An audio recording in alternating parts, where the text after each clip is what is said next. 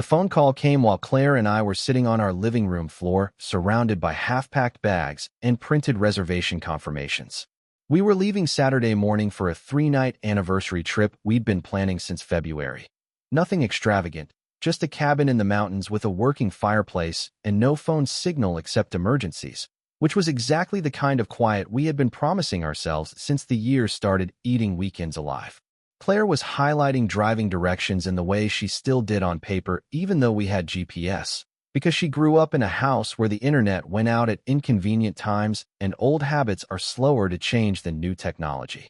I was trying to figure out how I had forgotten to charge my camera batteries despite reminding myself about it 3 separate times during the week. My phone lit up. Mom. I almost let it go to voicemail. Almost. Instead, I answered and immediately registered the tone. Not distressed, not excited, just bright in a specific way I had learned to pay attention to over the years, the brightness of someone who has already made a decision and is now entering the phase where other people catch up. There you are, she said. I've been trying to reach you. I checked the screen. 1 missed call, 3 minutes earlier. She asked if Claire and I were leaving early Saturday. I frowned and asked what for. The pause that followed wasn't confused. It was the pause of someone who expected to be explaining something I already knew and was recalibrating because I apparently didn't. Then, Melissa's reunion dinner. I genuinely thought for a moment that she was joking.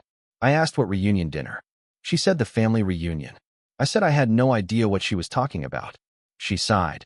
And if you've ever lived with a controlling parent, you know the sigh I mean. The one that communicates disappointment, frustration, blame, and a sense of moral grievance simultaneously without technically saying any of those things. She told me my sister had been planning this for 2 months. I said nobody had told me. She said everyone else knew. I said I wasn't everyone else, and asked who had invited me and when.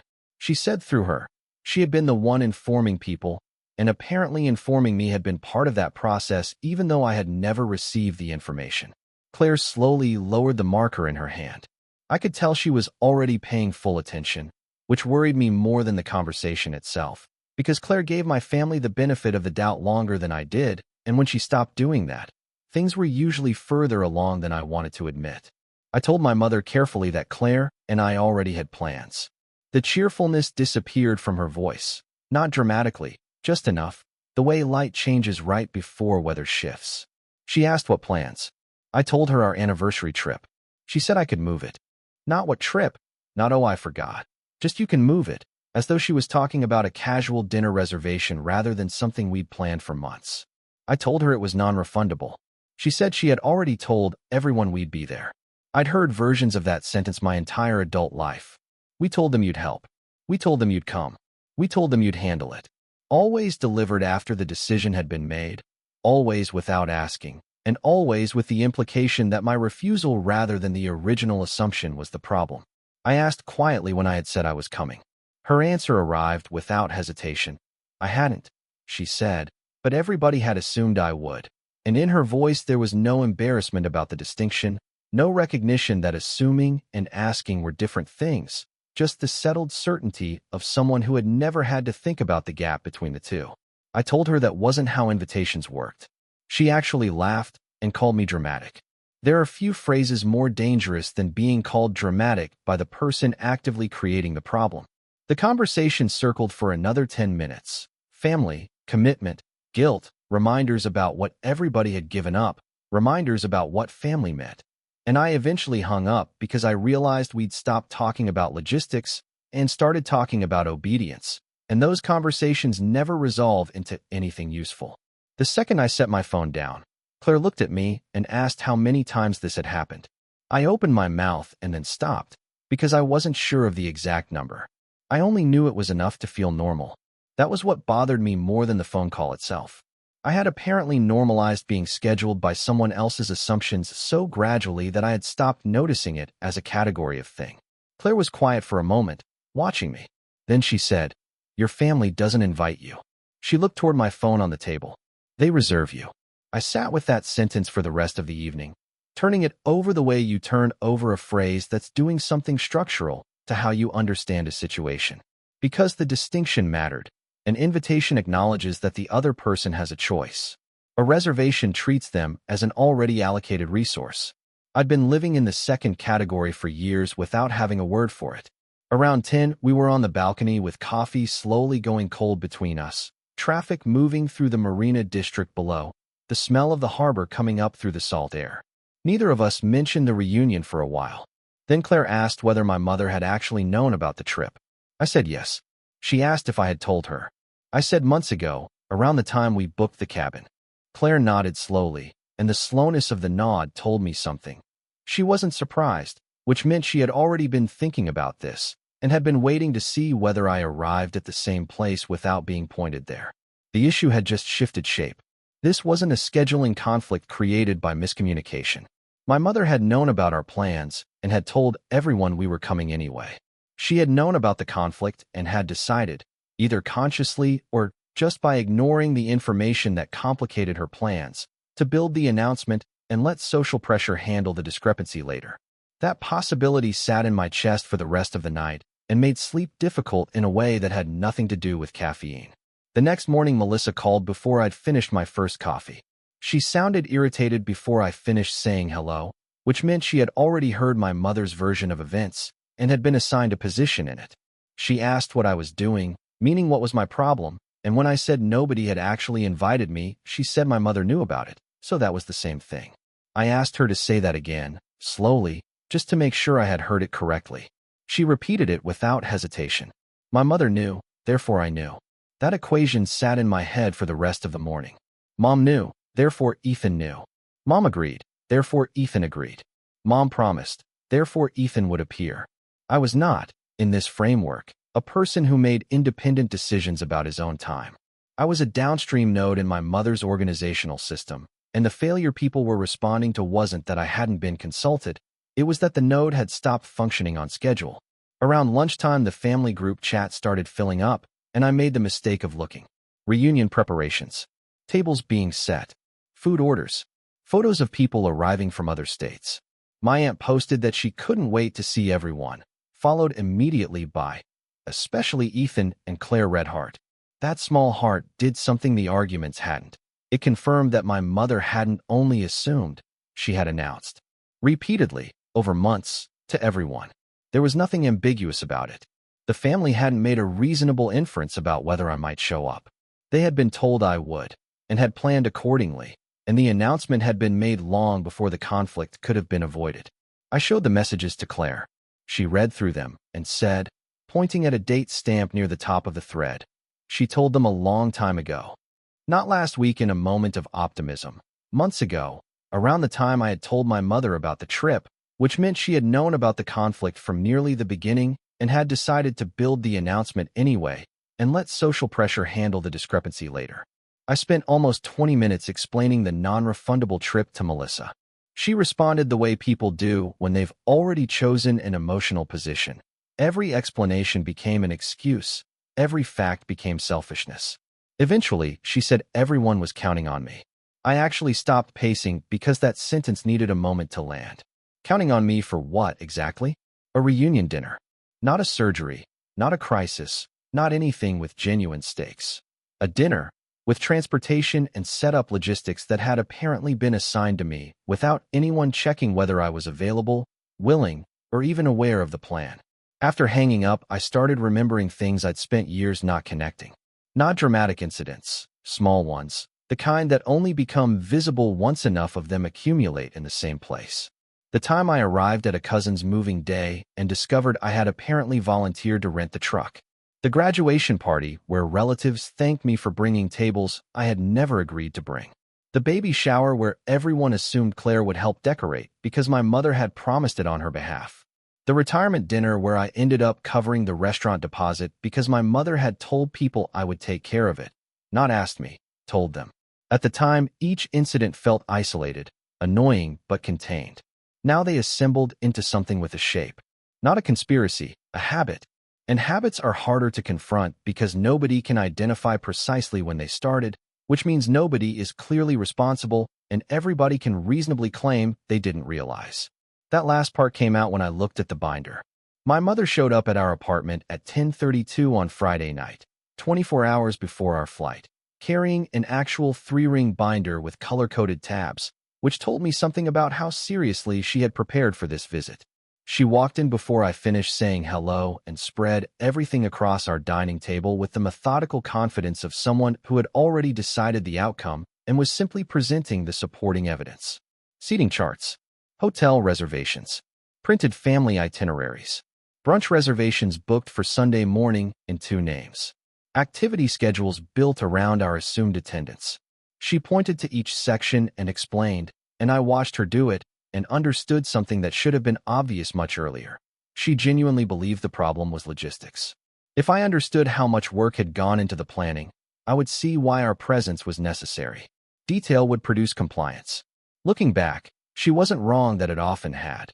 There were plenty of previous situations where the weight of everyone else's preparation had been enough to tip me past reluctance. She was working from experience. Claire stayed quiet through most of it, watching.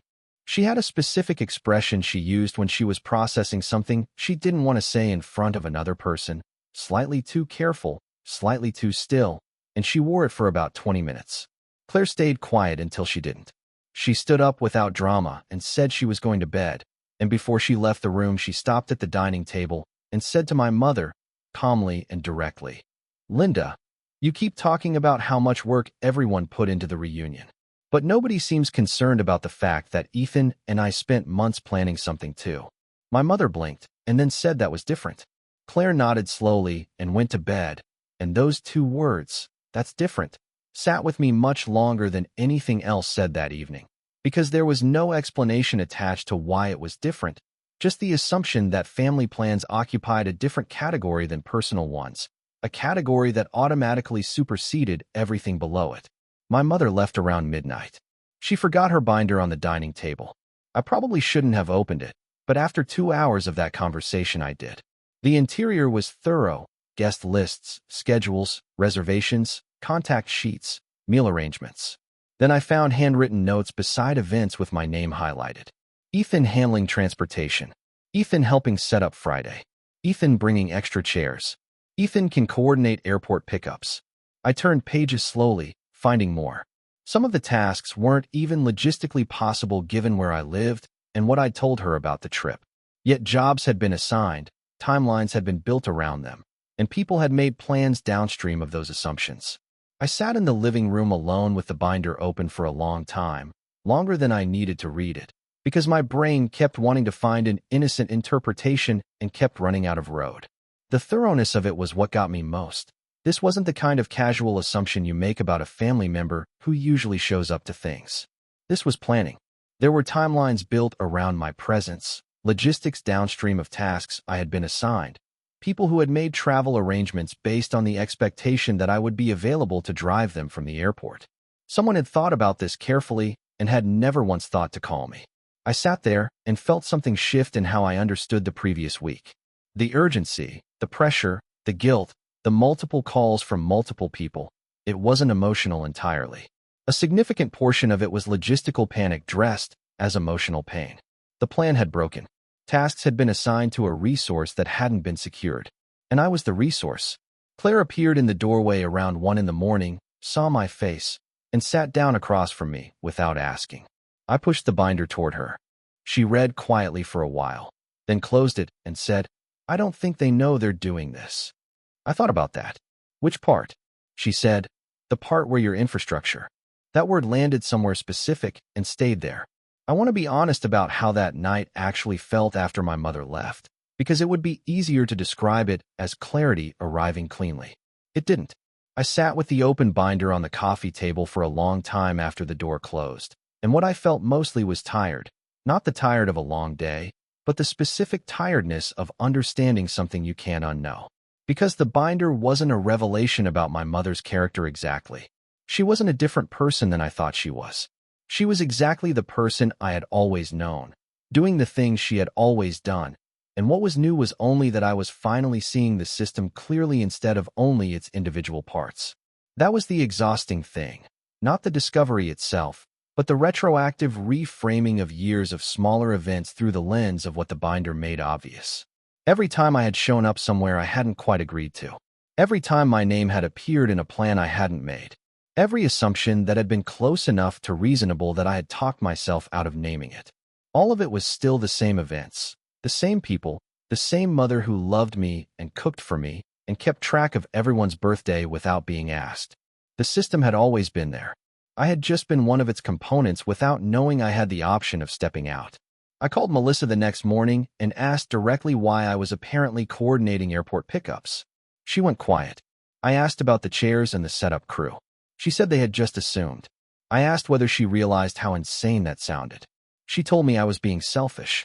I laughed, not because it was funny, but because the reframe was so complete that refusing an obligation I had never accepted still translated into moral failure on my part. When I told Claire about the binder notes, the airport pickups, the setup crew, the chair logistics, she listened quietly all the way through without interrupting, which was how I knew she found it as bad as I did. Then she said, "Do you know what scares me about this? They didn't invite you because invitations can be declined." I sat with that for a moment. An invitation contains the possibility of no. It acknowledges the other person's autonomy before asking them to override it in your favor. What I had been receiving for years had never contained that possibility. It was mobilization, the assumption of presence, structure built downstream of that assumption, and then guilt when the structure failed because the assumed presence wasn't there. The system had been designed to remove the option. The only thing it had never included was the part where anyone asked. Claire said it hadn't started with the reunion. She said she'd noticed it for a while. The dinner she'd committed us to at her parents' house that turned into a month-long weekly obligation when my mother mentioned we were free on Sundays. The family friends moving day that I had apparently volunteered us for. The way my time appeared in other people's plans with a specificity that could only have come from someone who knew my schedule well. She hadn't said anything because she had been trying to decide whether it was her business to, and because she knew I'd been working it out in my own direction. She said, "I think you already knew. I think you just needed the binder." Our flight left Saturday morning. By Friday evening, my phone had started ringing through from multiple family members, with voicemails and texts filling in around the gaps. Transportation was failing. Setup was behind. People were arriving and asking where I was. The family group chat had turned into a rolling disaster update. I read those messages in a hotel courtyard in Florence while Claire drank wine across the table, and evening light fell across old stone buildings in a way that made the distance between the two situations feel almost absurd. Then my mother called, and when I answered I could immediately hear that she was on speakerphone. Dishes, people talking, kids running, music somewhere in the background. I recognized the tactic because she'd used versions of it my whole life. Create an audience. Make the refusal public. Make compliance easier than the embarrassment of saying no in front of witnesses. She said everyone was asking where I was. I said I was in Florence. She said, quietly, "You really went." And that sentence bothered me in a specific way.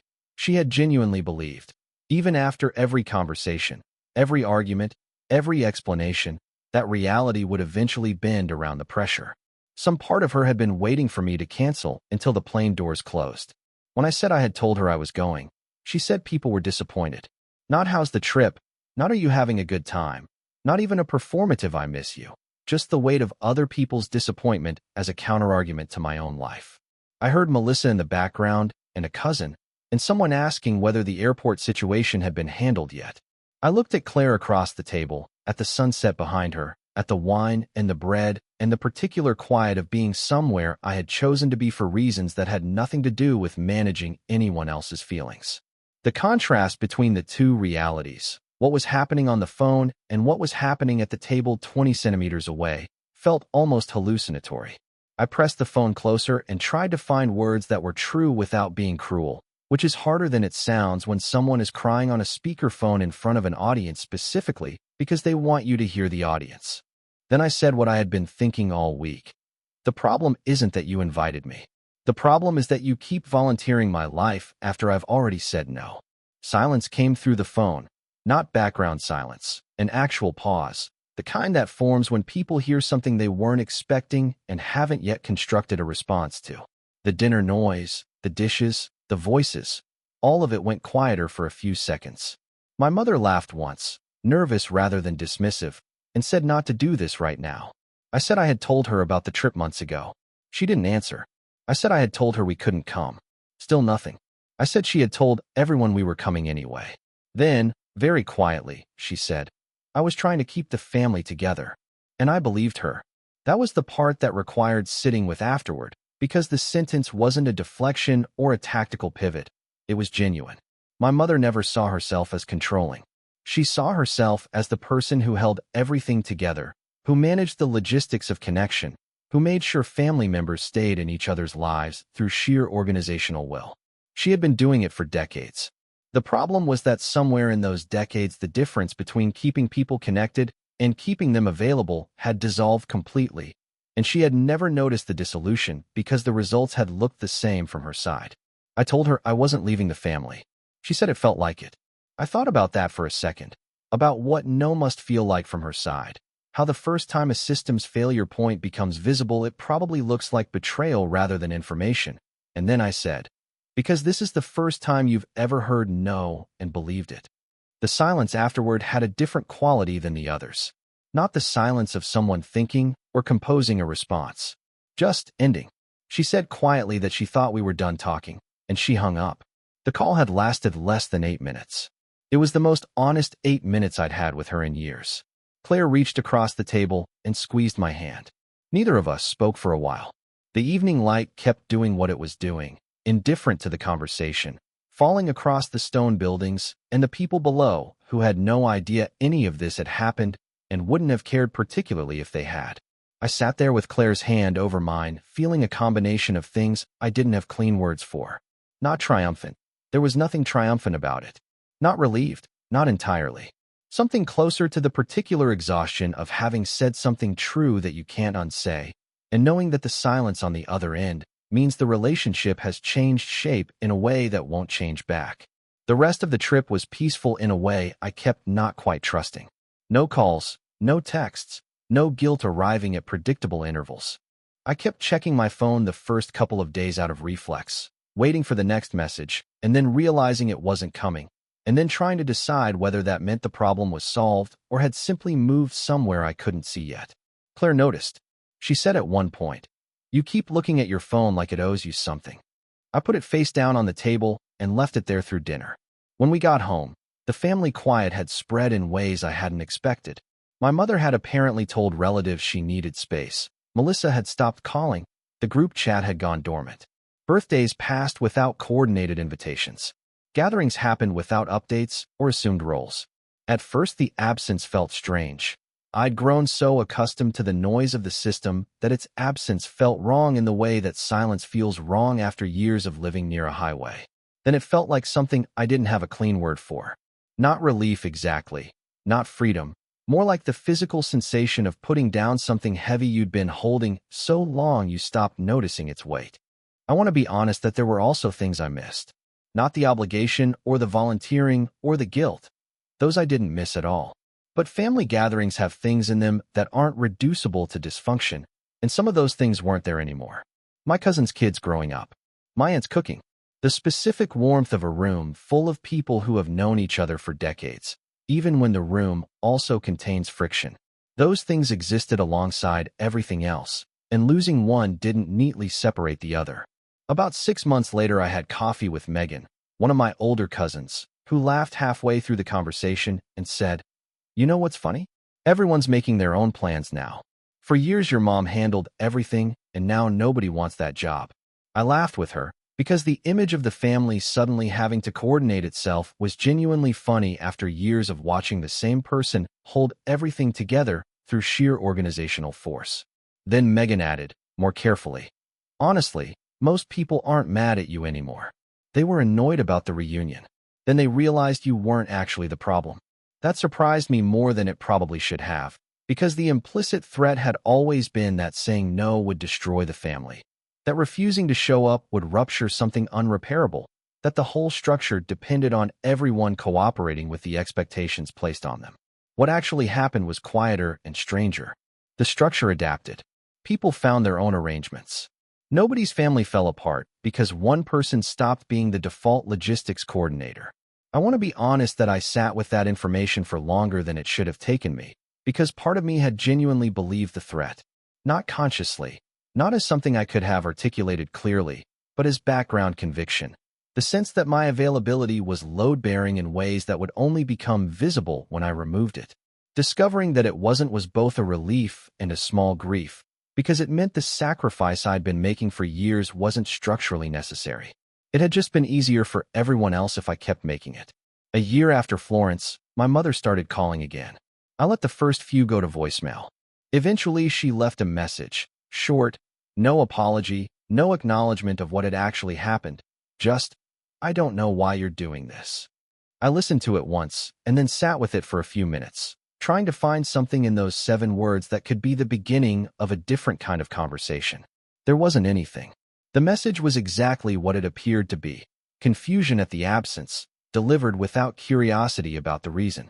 I deleted it and didn't call back, not out of anger, not as a statement, but because I had finally gotten clear about what I was protecting. The version of the relationship she was offering required the same terms it had always required: perpetual availability, plans treated as secondary to announced expectations, logistical absorption as an expression of love. I had spent years working inside those terms, and I understood now that I'd never actually agreed to them. They had just accumulated around me while I was busy not noticing. I still think about my mother sometimes, not with the particular exhaustion of that week, but in a more ordinary way, the way you think about people who shaped you in directions you're still discovering. I hope she found better systems for keeping the family together. I hope the gatherings are easier when they don't depend on one person's assumed availability to function. But I also know that the version of family connection she was trying to protect, where everyone shows up because not showing up is unthinkable, where love and availability are the same word, that was never the thing I was refusing. I was refusing to be scheduled without being asked.